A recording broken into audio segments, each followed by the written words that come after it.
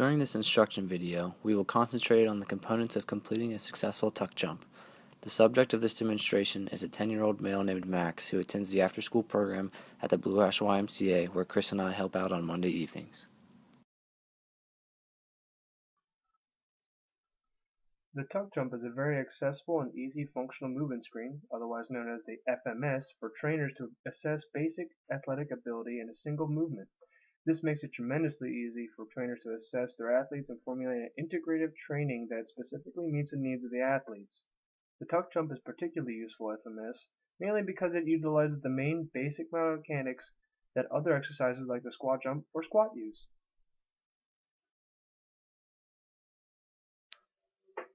Now there are particular things that trainers look for when assessing their tuck jump FMS. There is a specific checklist that alerts the trainer to deficits the subject has. The first and foremost, knee valgus.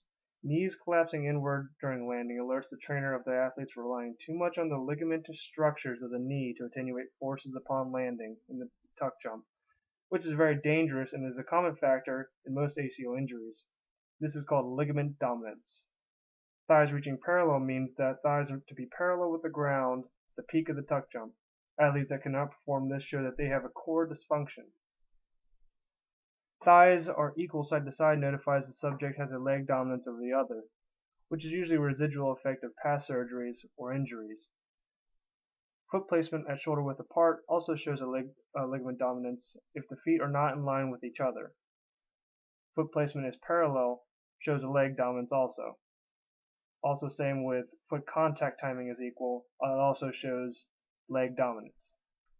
Excessive contact noise shows a quadricep dominance, also dangerous to the ligamentous structures because excessive noise upon landing means that there are excessive forces being put through the ligaments in the knees.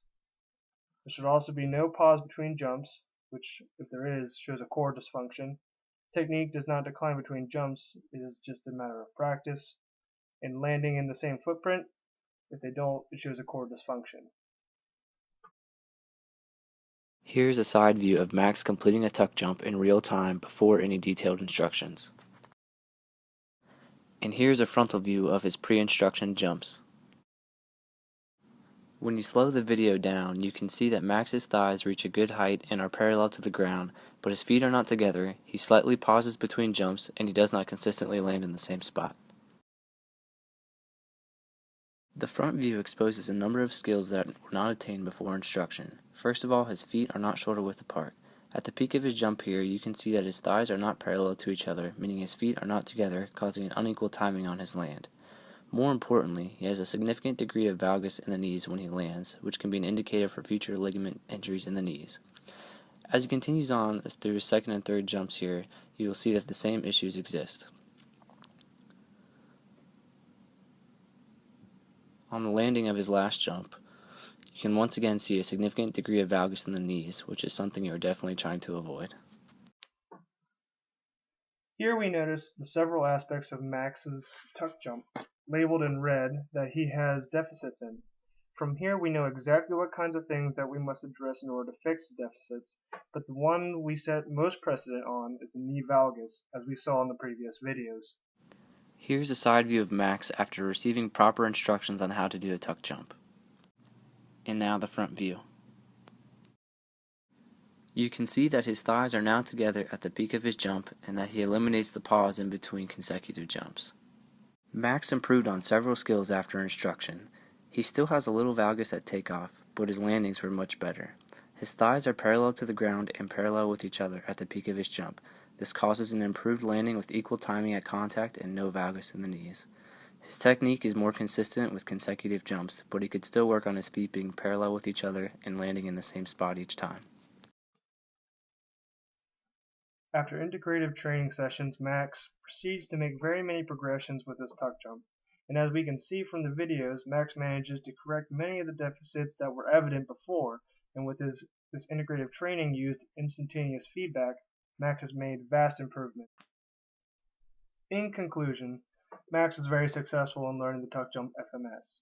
There are many leaps and bounds in his learning process, and this could be accredited to many aspects about Max in particular. Like, he is a semi-athletic child that is fairly flexible because he is younger. Because of his age, He could be more receptive to feedback than his older athletes would be. The most important factor that I feel was a major point in Max's training was that he was very compliant with instructions, and he held his focus very well for his age. This allows us as trainers to focus solely on providing him feedback rather than trying to keep his attention the whole time while talking to him. This also has to do with how old Max is. Younger subjects would probably be less prone to listening to us for this long. Thank you.